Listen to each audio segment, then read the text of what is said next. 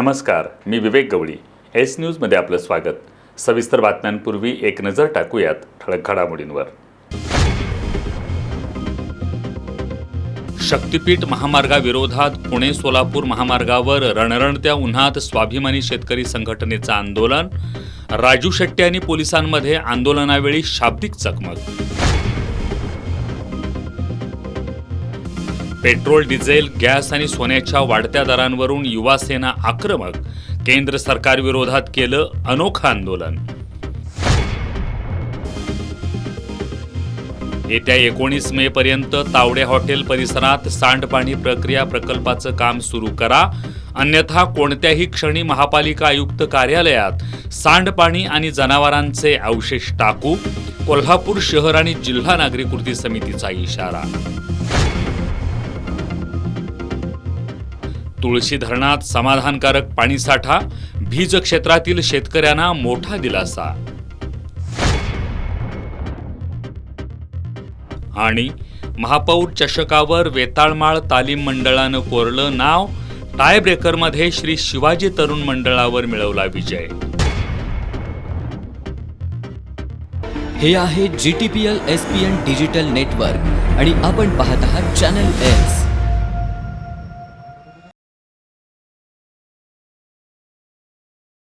सविस्तर बातम्यांमध्ये आपलं पुन्हा एकदा स्वागत. राज्यात प्रस्तावित शक्तीपीठ महामार्गाविरोधातील आंदोलन अधिक तीव्र होतंय. सोलापूर जिल्ह्यातील माढा तालुक्यातील स्वाभिमानी शेतकरी संघटनेच्या वतीनं पुणे सोलापूर राष्ट्रीय महामार्गावर रास्ता रोको आंदोलन करण्यात आलं. राजू शेट्टी यांच्या नेतृत्वाखाली झालेल्या या आंदोलनात शेतकऱ्यांनी 1 इंचही जमीन देणार नसल्याचा निर्धार व्यक्त केलाय. राज्यातील 13 जिल्ह्यातून प्रस्तावित शक्तीपीठ महामार्गाला मोठ्या प्रमाणात विरोध होतोय. पुणे सोलापूर महामार्ग आणि पालखी मार्गास समांतर असणाऱ्या या महामार्गामुळे सुपीक शेती आणि बागायती जमीन संपादित होणार असल्यानं शेतकऱ्यांमध्ये तीव्र नाराजी आहे. स्वाभिमानी शेतकरी संघटनेचे नेते राजू शेट्टी यांच्या नेतृत्वाखाली आज माढा तालुक्यातील अरण गावाजवळ पुणे सोलापूर राष्ट्रीय महामार्गावर रास्ता रोको आंदोलन करण्यात आले. यावेळी शेतकऱ्यांनी महामार्ग रोखून सरकारविरोधात जोरदार घोषणाबाजी केली. माढा तालुक्यातील मोठ्या प्रमाणातील द्राक्ष, ऊस आणि डाळिंब बागायती क्षेत्र या महामार्गासाठी संपादित होणार आहे. उजनी डाव्या कालव्यातून अनेक शेतकऱ्यांनी 10 ते 12 किलोमीटरपर्यंत पाईपलाईन टाकून कोरडवाहू जमिनी बागायती केल्या आहेत. आता या शेतीवरच महामार्गाचं संकट आल्यानं शेतकरी आक्रमक झाले आहेत. संत सावतामाळी महाराजांच्या संजीवन समाधीमुळं अरण गावाला धार्मिक आणि ऐतिहासिक महत्त्व आहे. कांदा मुळा भाजी अवघी विठाई माझी हा प्रसिद्ध अभंग याच परिसरातील शेतामध्ये रचला गेला असल्याची श्रद्धा आहे. दरवर्षी आषाढी वारीनंतर विठ्ठलाची पालखी पंढरपूरहून अरण येथे सावता महाराजांच्या भेटीस येते. अशा पवित्र भूमीतून शक्तीपीठ महामार्ग नेण्यात येत असून सुमारे 600 एकर जमीन संपादित केली जाणार असल्यानं शेतकऱ्यांनी आणि ग्रामस्थांनी तीव्र विरोध दर्शवलाय. दरम्यान शेतकऱ्यांनी महामार्ग रोखल्यानंतर अवघ्या 15 मिनिटात पोलिसांनी आंदोलन थांबवण्याचा प्रयत्न केला. यावेळी राजू शेट्टी यांनी संतप्त होत पोलीस प्रशासनाला धारेवर धरलं. पोलिसांनी दडपशाही केल्यास राष्ट्रीय महामार्गावर बेमुदत आंदोलन करण्याचा इशारा त्यांनी दिला. त्यानंतर पोलिसांनी संयमाची भूमिका घेतल्यानं आंदोलकांची भाषणं पूर्ण होईपर्यंत जवळपास 1 तास रास्ता रोको सुरू राहिला. आंदोलनात स्वाभिमानी शेतकरी संघटनेचे जिल्हाध्यक्ष विजय रणदिवे, सचिन पाटील, तानाजी बागल, शिवाजी पाटील, अजित बोरकर, सिद्धेश्वर घुगे, विजय शिंदे, सोमनाथ शिंदे, प्रशांत पाटील, प्रताप पिसाळ, बापूसाहेब गायकवाड, चंद्रकांत कुटे, प्रताप देशमुख, मगन काळे यांच्यासह परिसरातील शक्तीपीठ बाधित शेतकरी मोठ्या संख्येनं उपस्थित होते. पेट्रोल, डिझेल, गॅस आणि सोन्याच्या वाढत्या दरांवरून शिवसेना ठाकरे गटाच्या युवा सेनेकडून केंद्र सरकार विरोधात अनोख्या पद्धतीनं आंदोलन करण्यात आलं. आंदोलनात एक बैलजोडी उभी करून त्यावर उभ्या असलेल्या तरुणाला पंतप्रधान नरेंद्र मोदी यांच्या व्यंगचित्राचा मुखवटा लावण्यात आला होता. या शेजारी शिवसैनिक विविध उपरोधिक संदेश असलेले फलक घेऊन उभे होते. देशात वाढत चाललेल्या महागाईच्या पार्श्वभूमीवर शिवसेना ठाकरे गटाच्या युवा सेनेकडून केंद्र सरकार आणि पंतप्रधान नरेंद्र मोदी यांच्या धोरणांविरोधात अनोखं विडंबनात्मक आंदोलन करण्यात आलं. या आंदोलनात एक बैलजोडी उभी करून त्यावर उभ्या असलेल्या तरुणाला पंतप्रधान नरेंद्र मोदी यांच्या व्यंगचित्राचा मुखवटा लावण्यात आला होता. या शेजारी शिवसैनिक विविध उपरोधिक संदेश असलेले फलक घेऊन उभे होते. सोने खरेदी करू नका, लोखंड खरेदी करा, पेट्रोल डिझेल दरवाढीचे अभिनंदन, विवाह मुंज, वास्तुशांती टाळा अशा आशयाचे संदेश या फलकांवर लिहिले होते. यावेळी शिवसेनेकडून एक विडंबनात्मक निवेदनही प्रसिद्ध करण्यात आलं. त्यामध्ये नागरिकांनी काटकसर करण्यासाठी लग्न, बारसे, स्वागत समारंभ, मुंज आणि वास्तुशांतीसारख्या कार्यक्रमांवर खर्च करू नये, पेट्रोल आणि डिझेल दरवाढी विरोधात आंदोलन न करता उलट मोदींचं स्वागत करावं असा उपहासात्मक उल्लेख करण्यात आला होता. सोन्या चांदीच्या दुकानांना कुलूप लावावं, पेट्रोल पंपावर अर्ध्या लिटरपेक्षा अधिक पेट्रोल देऊ नये आणि सोने खरेदी करणाऱ्यांवर कारवाई करावी अशा प्रकारच्या उपरोधिक मागण्याही या निवेदनातून करण्यात आल्या होत्या. भाजप सरकार सत्तेत येण्यापूर्वी पेट्रोल, डिझेल, CNG गॅस आणि सोन्याचे दर सर्वसामान्यांच्या आवाक्यात होते. मात्र अच्छे दिनच्या घोषणा देणाऱ्या सरकारनं आता नागरिकांसमोर महागाईचं संकट उभं केलंय असा आरोप शिवसेनेच्या पदाधिकाऱ्यांनी केला.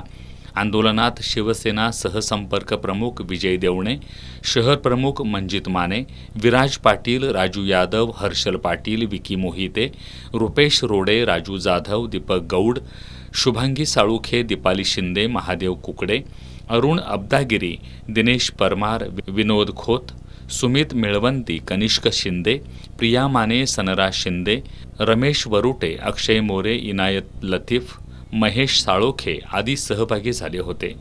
बालिंगा सबस्टेशनच्या 33 kV मुख्य वीज वाहिनीच्या देखभाल आणि दुरुस्तीच्या कामामुळं कोल्हापूर शहरातील अनेक भागांचा पाणीपुरवठा उद्या सोमवारी बंद राहणार आहे. नागरिकांनी उपलब्ध पाण्याचा काटकसरीनं वापर करावा असं आवाहन महापालिकेकडून करण्यात आलंय. महाराष्ट्र राज्य विद्युत वितरण कंपनीमार्फत बालिंगा सबस्टेशनच्या 33 kV मुख्य वीज वाहिनीच्या देखभाल आणि दुरुस्तीचं काम उद्या सोमवारी हाती घेण्यात येणार आहे. त्यामुळं त्या दिवशी संबंधित भागातील विद्युत पुरवठा बंद राहणार असून त्याचा परिणाम बालिंगा पंपिंगवर होणार आहे. वीज पुरवठा बंद राहिल्यामुळं दैनंदिन पाणी उपसा होऊ शकणार नाही. परिणामी उद्या चंबूखडीवरून वितरित होणाऱ्या C, D तसंच संलग्न A आणि B वॉर्डमध्ये पाणी पुरवठा होणार नाही. तर मंगळवारी अपुरा आणि कमी दाबानं पाणी पुरवठा होणार आहे. नागरिकांनी उपलब्ध पाण्याचा काटकसरीनं वापर करावा असं आवाहन महापालिकेकडून करण्यात आलंय. हातकणंगले तालुक्यातील माणगाव परिसरातील दाजिबाचा मळा इथं शनिवारी बिबट्या सदृश्य प्राण्याचा वावर आढळून आला. यामुळं शेतकरी आणि ग्रामस्थांमध्ये भीतीचं वातावरण निर्माण झालंय. घटनेची माहिती मिळताच वन विभागाच्या हातकणंगले RRT टीमनं घटनास्थळाची पाहणी केली. हातकणंगले तालुक्यातील माणगाव परिसरातील दाजिबाचा मळा इथं संतोष भरमगोंडा हे शनिवारी ऊसाला पाणी देण्यासाठी शेतात गेले होते. त्यावेळी त्यांना वैरणीजवळ बिबट्या सदृश्य प्राणी निदर्शनास आला. हालचालीमुळं त्यांनी आरडाओरड करत स्वतःचा बचाव केला. त्यानंतर बिबट्या सदृश्य प्राणी जवळील ऊसाच्या शेतात गेल्याचं भरमगोंडा यांनी सांगितलं. घटनास्थळी हातकणंगले RRT टीमचे नियतक्षेत्र अधिकारी मंगेश रामचंद्र वंजारे दाखल झाले. यावेळी माणगावचे पोलीस पाटील करसिद्ध जोग, ग्रामपंचायत अधिकारी दीपक पाटील यांच्यासह नागरिक उपस्थित होते. दरम्यान वन विभागानं नागरिकांना सतर्क राहण्याचं आवाहन केलंय. कोल्हापुरातील पंचगंगा नदी प्रदूषणाच्या प्रश्नावरून आता नागरिक आक्रमक झालेत. तावडे हॉटेल परिसरातील वीटभट्टी नाल्यातून रासायनिक सांडपाणी आणि जनावरांचे अवशेष थेट नदीत सोडले जात असल्याचा आरोप नागरी कृती समितीने केलाय. येत्या 19 मेपर्यंत या ठिकाणी सांडपाणी प्रक्रिया प्रकल्पाचं काम सुरू झालं नाही तर कोणत्याही क्षणी महापालिका आयुक्त कार्यालयात सांडपाणी आणि जनावरांचे अवशेष टाकून आंदोलन करण्यात येईल असा इशारा समितीने दिलाय. कोल्हापुरातील तावडे हॉटेल परिसरातील वीटभट्टी नाल्यातून मैला मिश्रित रासायनिक सांडपाणी, जनावरांचे अवशेष थेट पंचगंगा नदीत सोडले जात आहेत. या संदर्भात वारंवार निवेदनं आणि आंदोलनं करूनही प्रशासनानं कोणतीही दखल घेतली नसल्याचा आरोप कोल्हापूर शहर आणि जिल्हा नागरी कृती समितीने केलाय.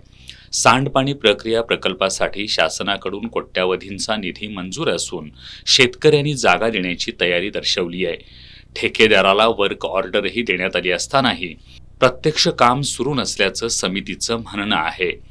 तावडे हॉटेल आणि वीटभट्टी परिसरात 19 मे पर्यंत सांडपाणी प्रक्रिया प्रकल्पाचं काम सुरू झालं नाही तर कोणत्याही क्षणी महापालिका आयुक्त कार्यालयात सांडपाणी आणि जनावरांचे अवशेष टाकून आंदोलन करण्यात येईल असा इशारा समितीने दिलाय. उन्हाळ्याच्या पार्श्वभूमीवर राज्यातील अनेक धरणांमधील पाणीसाठ्यात कमालीची घट झाली आहे. मात्र तुळशी धरणातील समाधानकारक पाणीसाठ्यामुळं भीज क्षेत्रातील शेतकऱ्यांना मोठा दिलासा मिळाला आहे. तुळशी धरणाच्या पाण्यावर अवलंबून असलेल्या परिसरातील भात, ऊस आणि भाजीपाला या पिकांना याचा फायदा होणार आहे. राधानगरी तालुक्यातील धामोड इथल्या तुळशी धरणाच्या आजच्या नोंदीनुसार पाणी पातळी 606.68 मीटर इतकी असून धरणात सुमारे 51.756 दशलक्ष घनमीटर इतका उपयुक्त पाणीसाठा उपलब्ध आहे. धरणातील एकूण पाणीसाठा 1827.713 दशलक्ष घनफूट इतका नोंदवण्यात आलाय. यामध्ये सुमारे 1329.829 दशलक्ष घनफूट इतका उपयुक्त पाणीसाठा असल्याची माहिती मिळाली आहे. धरणातून सध्या 200 क्युसेक्सनं पाणी विसर्ग सुरू असून शेतीसाठी पाणी उपलब्ध राहणार असल्यानं भीज क्षेत्रातील शेतकऱ्यांमध्ये समाधानाचं वातावरण आहे. तुळशी धरणाच्या पाण्यावर अवलंबून असलेल्या परिसरातील भात, ऊस आणि भाजीपाला पिकांना याचा फायदा होणार आहे. उन्हाळ्याच्या अखेरीसही समाधानकारक पाणीसाठा शिल्लक असल्यानं पिण्याच्या पाण्यासह सिंचन व्यवस्थेवर तातडीचा ताण नसल्याचं चित्र आहे. राज्यातील अनेक धरणांमध्ये उन्हाळ्यात पाणीसाठ्यात घट होत असताना काही भागात पाणी टंचाईची स्थिती निर्माण झाली आहे. तुळशी धरण व्यवस्थापनानं केलेल्या काटेकोर विसर्ग नियोजनामुळे पाणीसाठा समाधानकारक असल्याचं धामोड पाटबंधारे शाखेचे बळवंत मगदूम यांनी सांगितलं. 2025ला 51% पाणी साठा शिल्लक होता. 1.82 TMC पाणी आत्ता शिल्लक गेल्या वर्षी होते. 2026ला 50% पाणीसाठा आहे. अधिक 1.79 TMC पाणीसाठा शिल्लक आहे. बरोबर अगदी म्हणजे तंतोतंत जुळून लेवल गेल्या वर्षीची आणि आत्ताची लेवल सेम आहे. या धरणाचं भीज क्षेत्र असणाऱ्या राधानगरी आणि करवीर तालुक्यातील नदीकाठच्या सुमारे 8,855 एकर क्षेत्रातील शेतकऱ्यांना यामुळे दिलासा मिळाला आहे. आपलं शहर स्वच्छ, सुंदर, देखणं दिसावं असं प्रत्येकाला वाटत असतं. यासाठी पुढाकार मात्र कोणीच घेत नाही. याच उद्देशानं सुनील यादव यांनी समाज माध्यमातून स्वच्छतेसाठी आवाहन करत क्लीन कोल्हापूर 60 हा उपक्रम राबवला. हा उपक्रम नुकताच पूर्ण झाला. या उपक्रमाला लोकांचा चांगला प्रतिसाद मिळाला. समाज माध्यमातही समाजात आमूलाग्र बदल घडवून आणण्याची ताकद आहे. सध्या या माध्यमांचा वापर वैयक्तिक फोटो, व्हिडिओ शेअर करणं आणि त्यावर लाईक मिळवण्यासाठी अधिक होत असताना आपल्याला दिसतोय. याच माध्यमातून बदल घडवण्याचा सुद्धा प्रयत्न काही ठिकाणी मात्र केला जातोय. हा प्रयत्न दाखवलाय सुनील यादव यांनी. त्यांनी सोशल मीडियावरील कोल्हापूरचा विषय या माध्यमातून क्लीन कोल्हापूर 60 हा उपक्रम राबवलाय. या माध्यमातून त्यांनी कोल्हापूर शहरातील रस्ते, चौक, सार्वजनिक ठिकाणं, बागा आणि वर्दळीच्या परिसरात स्वच्छता मोहीम राबवली. समाज माध्यमांवर त्यांचे 12,000हून अधिक फॉलोअर्स आहेत. त्यांनी कोणत्या ठिकाणी कधी स्वच्छता करायची याचं नियोजन करून त्या मोहिमेत सहभागी होण्याचं आवाहन केलं. त्यानंतर याला लोक चळवळीचं स्वरूप आलं. महापौर रुपाराणी निकम यांनीही यामध्ये सहभाग घेत स्वच्छता केली आहे. हा 60 दिवसाचा उपक्रम हा कोल्हापुरातील नसून संपूर्ण महाराष्ट्रातील सगळ्यात मोठा स्वच्छ सिटी करण्याचा प्रयत्न होता आणि तो त्याप्रमाणे सक्सेसफुलही झाला. लोकांचाही सहभाग चांगला लाभला आणि प्रशासनाचाही लागला. फक्त कचरा उचलण्यापुरती ही मोहीम मर्यादित राहिली नाही, तर या माध्यमातून नागरिकांमध्ये जनजागृतीसुद्धा करण्यात आली आहे. हा उपक्रम 60 दिवस राबवण्यात आला. मात्र एकीकडं स्वच्छता सुरू असतानाच काहींनी त्यांच्या समोरच कचरा टाकत बेजबाबदारपणाचं दर्शन घडवलं. खंत एवढीच वाटली की आम्ही स्वच्छता करत चाललो होतो, पण ज्या ठिकाणी आम्ही स्वच्छता करत असताना काही लोक अशी होते, आम्ही एका साईडला स्वच्छता करतोय आणि इकडे ते घाण करून जातात. कोल्हापूर हे फक्त शहर नाही तर आपलं स्वतःचं घर मांडलं तर अनेक प्रश्न सुटतील अशी अपेक्षा व्यक्त करण्यात आली आहे. आणि कोल्हापूरची ओळख ही दक्षिण काशी म्हणून केली जाते आणि कोटीतीर्थ हे तीर्थ आहे. तर ते तीर्थ स्वरूप जे तिथं पाणी आहे, तलाव आहे, तर त्या ठिकाणी इतकी घाण आहे की जिथं आपण पायही धुवू शकत नाही. बरोबर, म्हणजे ज्याप्रमाणे आपण आपलं घर साफ करतो त्याप्रमाणे आपला परिसर आपण साफ ठेवत नाही. आणि कोल्हापूरला जर आपण घर मानलं तर आपण ह्या पद्धतीनं आपण हे काम करू शकतो. आणि प्रत्येकानं स्वतःची आपापली जबाबदारी घेतली पाहिजे की आपला जो काय आपला कचरा असेल तो आपल्या खिशात ठेवावा आणि घरी जाऊन टाकावा.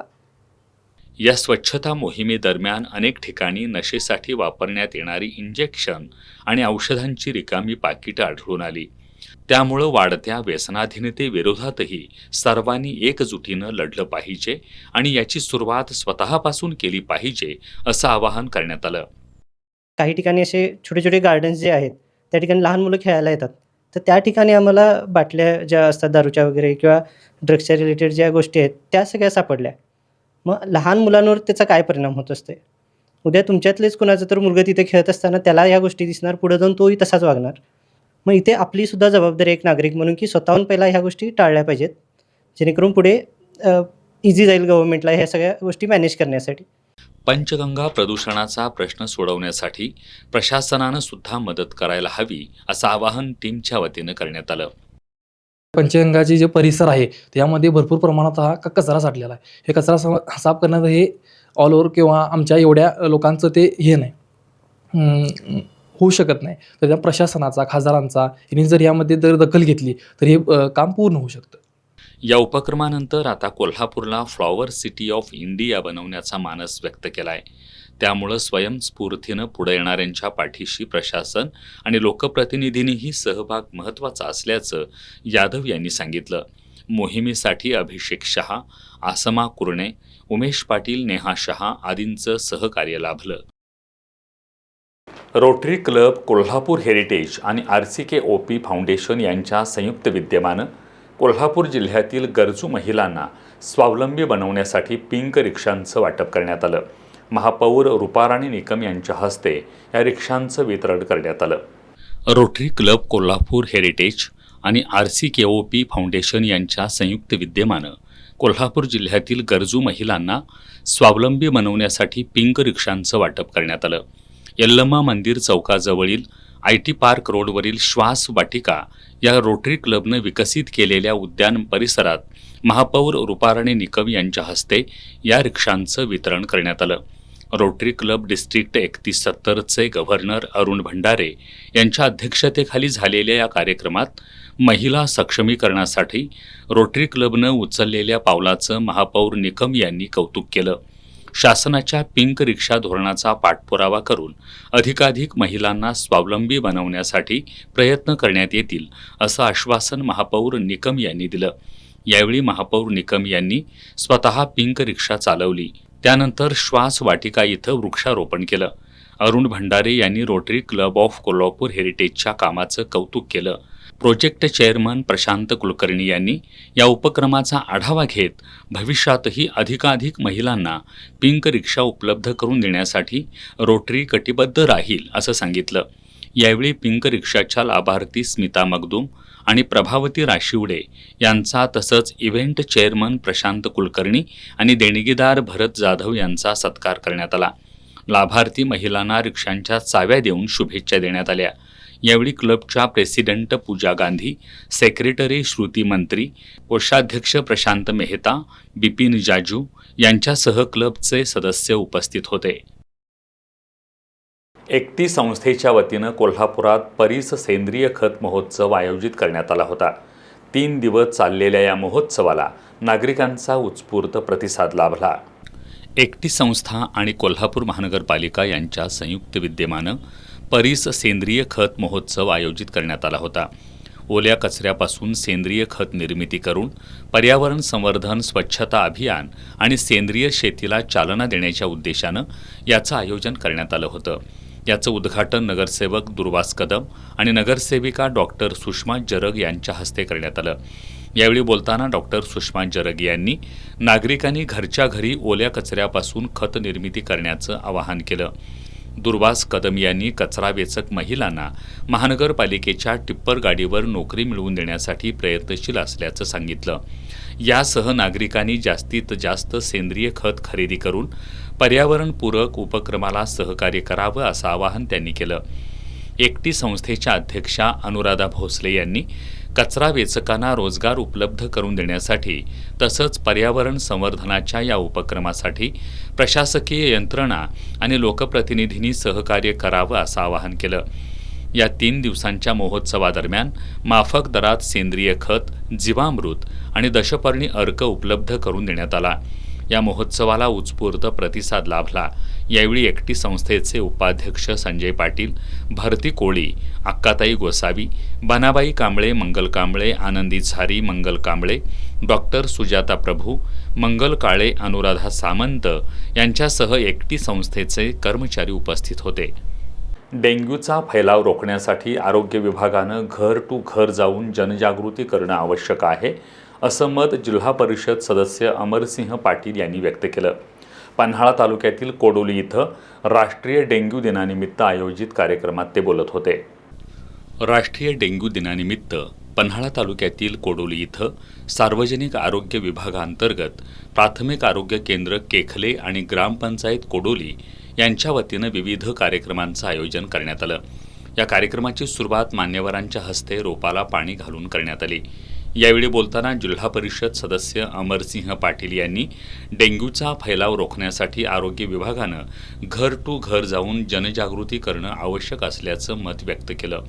यावेळी आशा स्वयंसेविकांच्या वतीनं डेंग्यूला प्रतिबंध करण्यासाठी जनजागृतीवर नाटिका सादर करण्यात आली.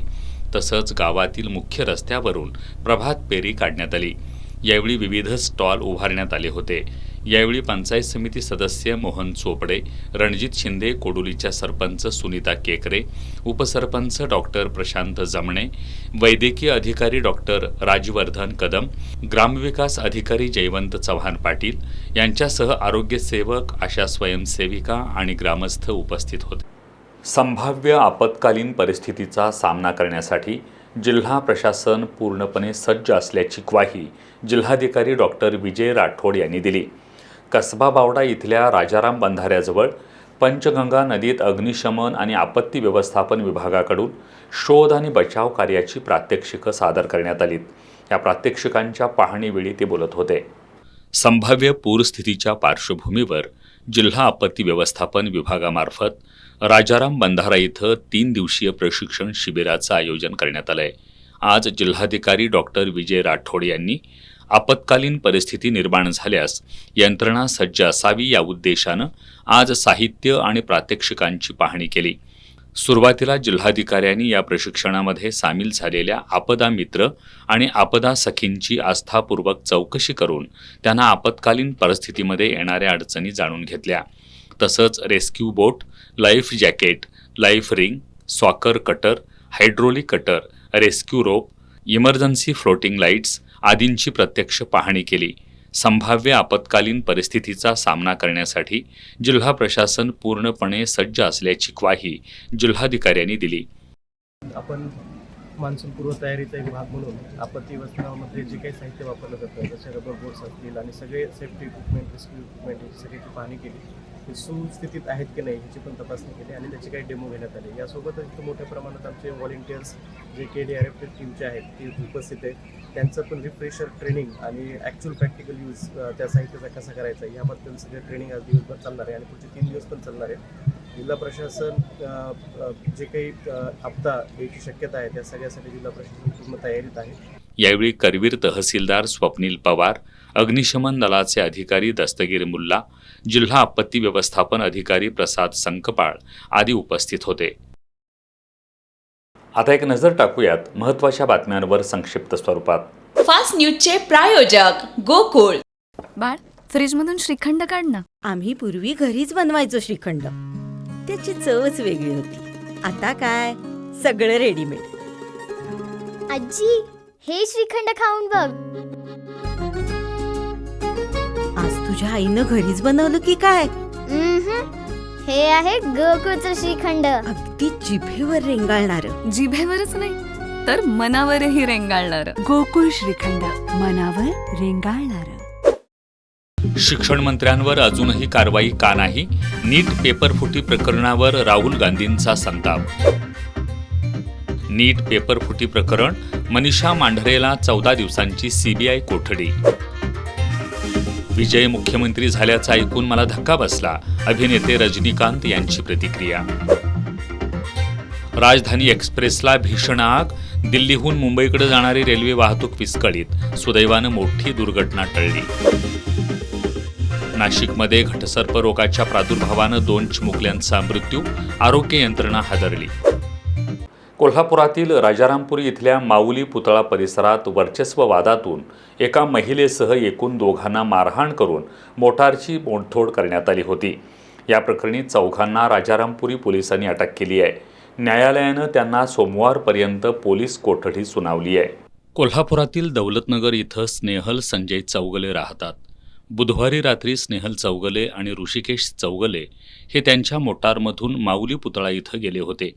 यावेळी या ठिकाणी आलेल्या काही तरुणांनी वर्चस्व वादातून 2 बांबूने बेदम मारहाण केली. तसंच त्यांच्या वाहनाचीही तोडफोड करून नुकसानही केलं होतं. या प्रकरणी स्नेहल चौगुले यांनी 7 जणांविरोधात राजारामपुरी पोलिसात फिर्याद दिली होती. त्यानुसार पोलिसांनी माऊली पुतळा परिसरात राहणाऱ्या योगेश नलवडे, सूरज दिंडे, रुतेश कुऱ्हाडे आणि गुरुनाथ कुऱ्हाडे ह्या 4 अटक केली आहे. न्यायालयानं त्यांना सोमवारपर्यंत पोलीस कोठडी सुनावली आहे. पोलीस निरीक्षक सतीश होडगर यांच्या मार्गदर्शनाखाली पुढील तपास सुरू आहे. करवीर तालुक्यातील वडणगे आणि परिसरात आज सायंकाळी वादळी वाऱ्यासह जोरदार पाऊस झाला. सुमारे अर्धा तास पावसानं झोडपून काढलं. वाऱ्यामुळं काही ठिकाणी वीज वाहिन्यांवर झाडे पडल्यानं वीज पुरवठा खंडित झाला होता. या पावसामुळं वोकाड्यानं हैराण झालेल्या नागरिकांना दिलासा मिळाला. राधानगरी तालुक्यातील चक्रेश्वरवाडी इथल्या कमल दिनकर करपे यांच्या घरातील गॅस सिलेंडरमधून गळती होऊन लागलेल्या आगीत प्रापंचिक साहित्य जळून खाक झालं. सुदैवानं या घटनेत कुणीही जखमी झालेलं नाही. राधानगरी तालुक्यातील चक्रेश्वरवाडी इथल्या कमल दिनकर करपे यांच्या घरातील गॅस सिलेंडरमधून अचानक गळती सुरू झाल्यानं आग भडकली. आगीनं काही वेळातच रौद्र रूप धारण केलं. घटनेची माहिती मिळताच परिसरातील ग्रामस्थांनी धाव घेत आग विझवण्याचा प्रयत्न केला. दरम्यान भोगावती साखर कारखान्याच्या अग्निशमन दलाला याची माहिती देण्यात आली. अग्निशमन बंबाच्या मदतीनं आग आटोक्यात आणली. कमल करपे यांच्या पतींचं काही वर्षांपूर्वी निधन झालं असून गतवर्षी त्यांच्या मुलाचंही निधन झालंय. घरात कमावता पुरुष नसताना या आगीमुळं मोठं आर्थिक नुकसान झाल्यानं या कुटुंबावर संकट कोसळलंय. या कुटुंबाला तातडीनं नुकसान भरपाई द्यावी अशी मागणी ग्रामस्थांमधून होतीये. कोल्हापुरातील रंकाळा परिसरातील वाहतूक कोंडी आणि पार्किंगचा प्रश्न अखेर काही प्रमाणात मार्गी लागलाय. शालिनी पॅलेस समोरील रिकाम्या जागेत नव्या पार्किंग सुविधेमुळं पर्यटक आणि नागरिकांना मोठा दिलासा मिळाला असला तरी डीमार्ट समोरील परिसर रिक्षा पार्किंग मुक्त व्हायला हवा असा सूर नागरिकांमधून उमटतोय. रंकाळा तलाव परिसरात येणाऱ्या पर्यटकांना पार्किंगसाठी मोठी कसरत करावी लागत होती. पार्किंगच्या मुद्द्यावरून पर्यटक आणि पोलिसांमध्ये अनेकदा वादावादीही होत होती. मात्र आता शालिनी पॅलेस समोरील रिकाम्या जागेत जवळपास 100 4चाकी वाहनांच्या पार्किंगची सुविधा उपलब्ध करण्यात आली आहे. या नव्या पार्किंग सुविधेमुळं आज सायंकाळी रंकाळा टॉवर आणि संध्यामठ परिसरातील वाहतूक कोंडी मोठ्या प्रमाणात टाळण्यात पोलिसांना यश आलंय. रंकाळा टॉवर, ताराबाई रोड आणि रंकाळा रोडवरील वाढती गर्दी नियंत्रणात ठेवण्यासाठी पोलिसांना मोठ्या प्रमाणावर कसरत करावी लागत होती.